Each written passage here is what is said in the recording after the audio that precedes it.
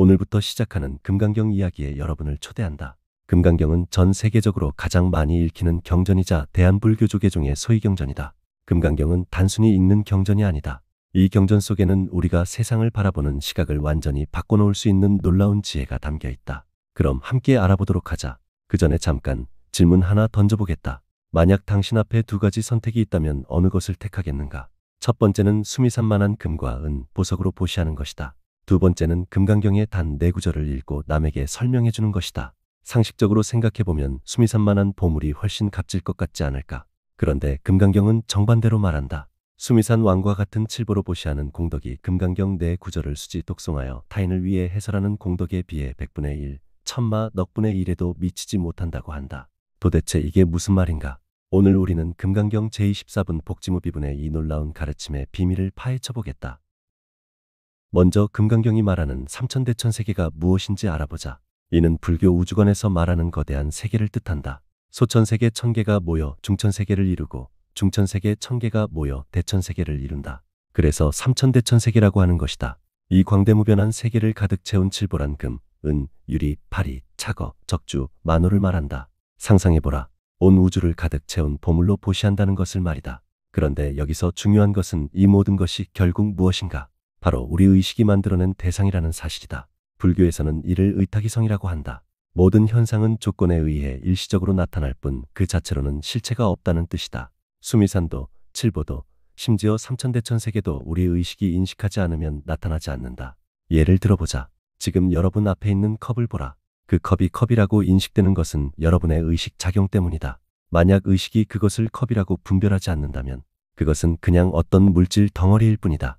이처럼 우리가 재물이라고 여기는 모든 것들은 사실 의식이 만들어낸 분별상에 불과하다. 아무리 많은 보물을 보시해도 그것은 여전히 분별심의 테두리 안에서 일어나는 일이다. 그렇다면 금강경 4구절을 수지 독송하고 해설하는 공덕은 무엇이 다른가? 여기서 핵심은 수지 독송하여 타인을 위해 해설한다는 부분이다. 단순히 경전을 읽는 것이 아니라 그 의미를 깨달아 다른 이들에게 전하는 것이다. 금강경의 가르침은 무엇인가? 바로 모든 분별과 집착에서 벗어나라는 것이다. 재물에 대한 집착, 나와 남에 대한 분별, 심지어 깨달음에 대한 집착까지도 모두 놓아버리라고 한다. 이 가르침을 진정으로 이해하고 실천할 때 우리는 분별심의 감옥에서 벗어날 수 있다. 이것이 바로 재물복과 경전복의 근본적인 차이다. 재물복은 여전히 주는 자, 받는 자, 주어지는 물건이라는 삼륜의 분별 속에서 일어나는 일이다. 하지만 경전복은 이 모든 분별을 넘어선 곳에서 일어나는 진정한 공덕이다. 왜 물질적 보시가 하찮은가? 이해를 돕기 위해 비유를 들어보자. 어떤 사람이 꿈을 꾸었다. 꿈속에서 그는 엄청난 부자가 되어 수많은 사람들에게 금은보화를 나누어 주었다. 꿈속에서는 그 기쁨이 얼마나 컸겠는가? 하지만 꿈에서 깨어난 후는 어떤가? 아무리 꿈속에서 많은 보시를 했다 해도 현실에 물 한 모금만도 못하다. 왜 그런가? 꿈은 허망하기 때문이다. 금강경은 우리가 사는 이 현실 세계도 꿈과 같다고 말한다. 일체유의법 영웅한 포영. 모든 유의법은 꿈, 환상, 거품, 그림자와 같다는 것이다. 그렇다면 우리가 지금 하고 있는 모든 행위는 의미가 없는 것인가? 아니다. 여기에 깊은 지혜가 숨어 있다. 윤회하는 중생의 삶은 끝없는 갈증과 같다. 아무리 많이 마셔도 목마름이 해결되지 않는다. 왜 그런가? 짠물을 마시고 있기 때문이다. 분별심이라는 짠물을 마시고 있는 한 영원히 목마를 수밖에 없다. 하지만 깨달음을 얻은 이는 다르다. 그들은 갈증의 근원이 무엇인지 안다. 바로 나라는 착각, 대상에 대한 집착이 모든 고통의 뿌리라는 것을 깨달았기 때문이다. 여러분은 진정한 행복이 무엇이라고 생각하는가? 더 많은 돈, 더 큰 집, 더 좋은 자동차. 하지만 생각해보라. 아무리 많은 것을 가져도 만족하지 못하는 이유가 무엇인가? 바로 더 갖고 싶어하는 마음 자체가 고통의 원인이기 때문이다. 금강경이 말하는 진정한 행복은 무엇인가? 바로 구할 것이 없는 마음에서 오는 자유로움이다. 아무것도 얻으려 하지 않을 때 역설적으로 모든 것을 얻게 된다. 이것이 바로 수미산만한 보물보다 금강경 한 구절이 더 값진 이유다. 보물은 우리를 분별심의 감옥에 가두지만 금강경의 가르침은 그 감옥에서 우리를 해방시키기 때문이다. 우리가 보고 듣고 느끼는 모든 것이 과연 실제하는 것일까? 금강경은 이에 대해 충격적인 답을 제시한다. 예를 들어보자. 지금 여러분이 보고 있는 이 화면, 듣고 있는 이 소리, 심지어 지금 이 순간 여러분이 나라고 생각하는 그 존재까지도 모두 의식이 만들어낸 현상에 불과하다는 것이다. 이것이 바로 의탁이성의 깊은 의미다. 모든 현상은 조건에 의해 일시적으로 나타날 뿐 독립적으로 존재하는 실체는 없다는 뜻이다. 우리 마음은 끊임없이 분별한다.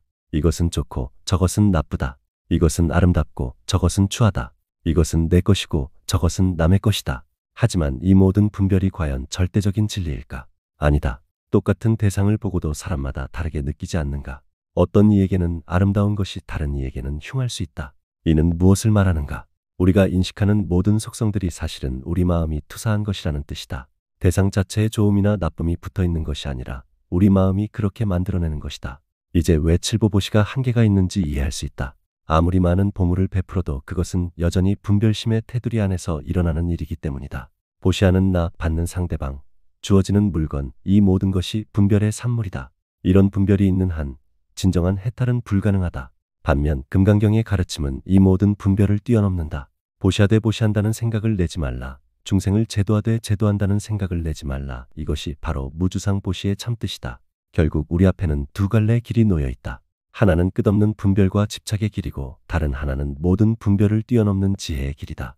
전자를 택하면 아무리 많은 선행을 쌓아도 윤회의 고리에서 벗어날 수 없다. 후자를 택하면 단 한순간의 깨달음으로도 무량격세의 공덕을 얻을 수 있다. 이것이 바로 금강경이 우리에게 전하는 핵심 메시지다. 진정한 가치는 외부에 있는 것이 아니라 우리 마음의 깨달음에 있다는 것이다. 오늘 우리는 금강경 제24분 복지무 비분을 통해 놀라운 진실을 발견했다. 수미산만 한 보물보다 금강경 한 구절이 더 값진 이유는 무엇인가? 그것은 물질적 보시는 여전히 분별심의 테두리 안에 머물지만 금강경의 가르침은 그 모든 분별을 뛰어넘어 진정한 자유를 주기 때문이다. 우리가 사는 이 세상, 우리가 쫓고 있는 모든 것들이 사실은 의식이 만들어낸 허상에 불과하다는 것. 그리고 진정한 행복은 더 많이 갖는 것이 아니라 구하는 마음 자체를 놓아버리는 데 있다는 것. 그렇다면 이 가르침을 우리 일상에서는 어떻게 적용할 수 있을까? 보시를 할 때도 내가 선행을 했다는 자만심을 갖지 말고 누군가에게 도움을 받을 때도 내가 도움을 받았다는 부담감을 갖지 말라는 것이다. 모든 것이 인연에 따라 자연스럽게 일어나는 일임을 깨달아야 한다. 하지만 여기서 더 큰 질문이 떠오른다. 우리가 사는 이 세상과 우리의 생각이 모두 꿈과 같고 허망하다면 과연 진짜 현실은 무엇인가? 그리고 그 허망한 꿈속에서 우리가 나라고 생각하는 존재는 도대체 무엇인가? 다음 에피소드에서는 금강경이 전하는 더욱 충격적인 진실을 다룰 예정이다. 우리가 그토록 소중히 여기는 나라는 존재, 심지어 부처님의 30이상과 같은 완벽한 형상조차도 궁극적인 진실이 아니라는 가르침을 살펴볼 것이다. 형상으로는 열애를 볼 수 없다면 우리는 과연 무엇을 통해 진정한 부처님을 만날 수 있을까? 그리고 진정한 나의 모습은 무엇일까? 다음 시간에는 우리가 쫓는 모든 것이 꿈이라면 진정한 나의 모습은? 이라는 주제로 다시 뵙도록 하자. 오늘 이 시간이 여러분의 삶의 작은 깨달음이 되었기를 바란다.